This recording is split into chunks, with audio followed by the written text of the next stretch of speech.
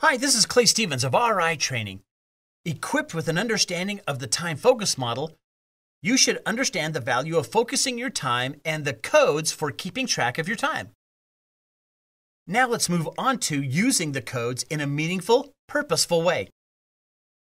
The time and task management tool will keep you focused on a daily, weekly, and monthly basis.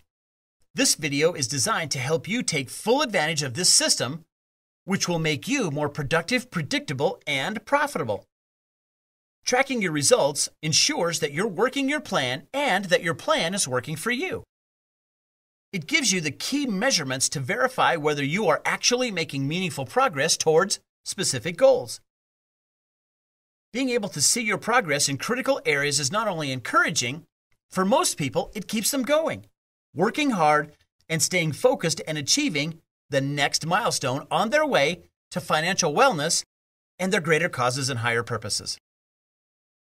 The time and task management system makes your business a profession and career instead of an amateurish hobby. On a daily basis, you can track personal improvement items, contacts, presentations, follow-ups, and enrollments, and then calculate your effectiveness and efficiency at the end of the week review, which will enable you to make adjustments and ask these critical questions. Number one, how am I investing my time? And how do I want to invest my time? And number two, what activities am I doing? And what activities should I be doing? And number three, what are the results of my investment of time and the activities that I'm engaging in? The benefit of asking and answering these questions is first, focus.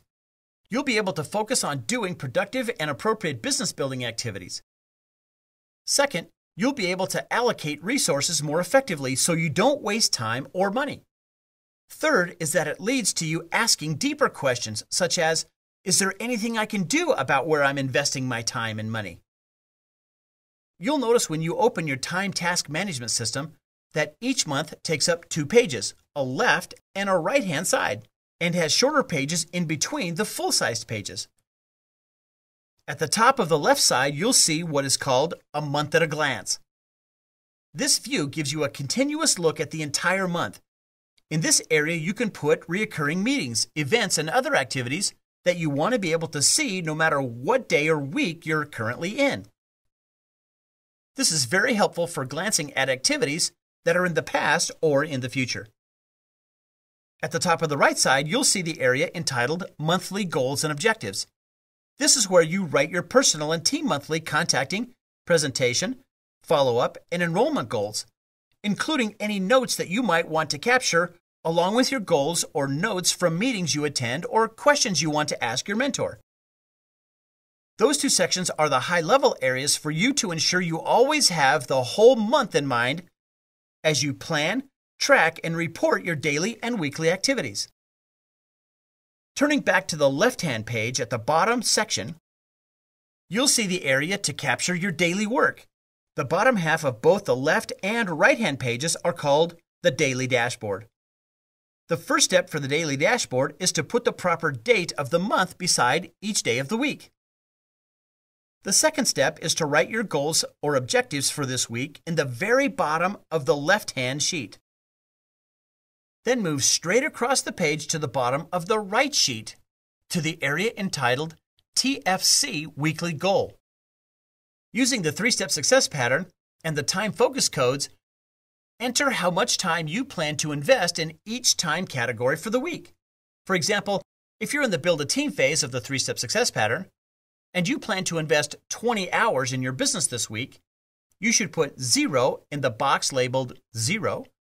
Remembering the lesson from the 3-step success pattern, you should allocate 15% of your time in personal improvement, and so 15% of 20 hours is 3 hours.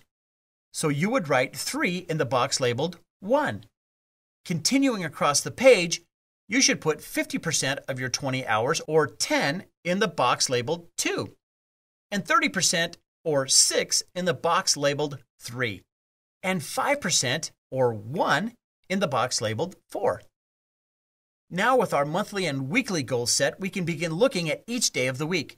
For example, if today is Monday, we can go back to the left-hand page and make a check mark besides the items we complete as we move through the day.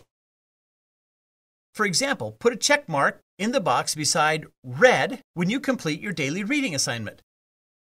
Put another check in the box beside listen when you complete your daily listening assignment. Continue this when you listen to your company or team leaders call, or when you complete your own calls.